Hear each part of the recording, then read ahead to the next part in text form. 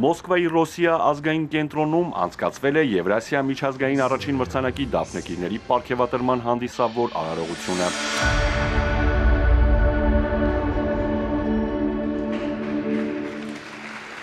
Մրցանակ ստանալու համար 27 երկրից ավելի քան 3700 հայտ էր ներկայացվել, այդ թվում Հայաստանից, Բելարուսից, Վրաստանից, Իսպանիայից, Իտալիայից, Ղազախստանից, Ղրղզստանից, Մոլդովայից ու Ռուսաստանից։ Մրցանակներ են շնորհվել ավանդական արժեքների պահպանման, մշակույթի, կրթության, կամավորության եւ ռուսաց լեզվի տարածման համար։ Ընտրվել են այն հայտատուները, որոնք այս ոլորտներում ակնառու ներդրում են ունեցել եվրասիական երկրներում։ Մրցանակ է շնորհվել 13 անվանակարգում։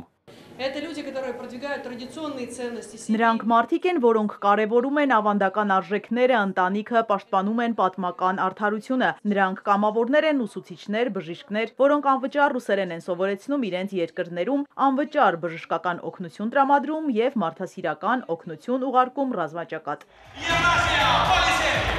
Во-первых, это пространство, где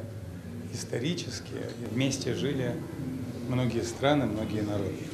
Եվրասիայում բազմաթիվ երկրներ ու ժողովուրդներ ապրել են իրար հետ ու նրանք բոլորն ընդհանուր ներկա եւ ապագա ունեն։ Եվրասիա մայրցամաքում Խորհրդային Միությունն ամենամեծ պետությունն է եղել։ Հետո Խորհրդային Միությունը դադարեց գոյություն ունենալ, շատ երկրներ անկախացան, բայց մարդիկ նույնն են մնացել եւ պատմական արմատներով կապված են միմյանց հետ։ Մենք էլ դուք էլ շատ լավ գիտենք, թե որքան վատ է, երբ ինչ-որ մեկը ցանկանում է պատառ անել Եվրասիա։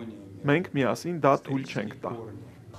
Մրցանակ ստանալու համար բեմ են բարձրանում նաև մեր հայրենակիցները։ Սրտի կանչով անվանակարգում մրցանակի է արժանացել Մաքրապատում բնապահպանական կազմակերպության հիմնադիր հայտնի Միկոյանների տոհմի ժառանգ Հակոբ Միկոյանը։ Անպայման շարունակելու եմ ծրագիրը, տարածելով մաքրության գաղափարը ոչ միայն Հայաստանի սահմաններում, այլ Հայաստանի սահմաններից դուրս։ Իմ կարծիքով այսօր էլ այդ մաքրության կաթիլը, այսպես ասած, որոշ մարդկանց մոտ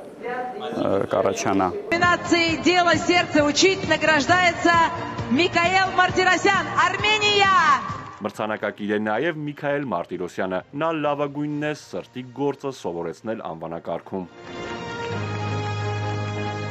Միքայելը մրցանակ է ստացել ավանդական հոգևոր եւ բարոյական արժեքների ոգով երիտասարդ սերնդին կրթելու միասնական միջավայրի զարգացման գործում ներդրումի համար։ Ասեցի փորձեմ, չունենալը ոչ մի ակնկալիք, երեթե կյանքում ամենալավ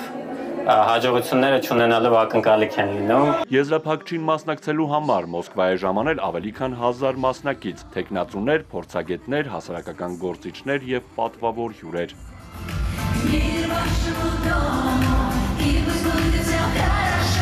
Արթուր Հակոբյան, Էպիկենտրոն։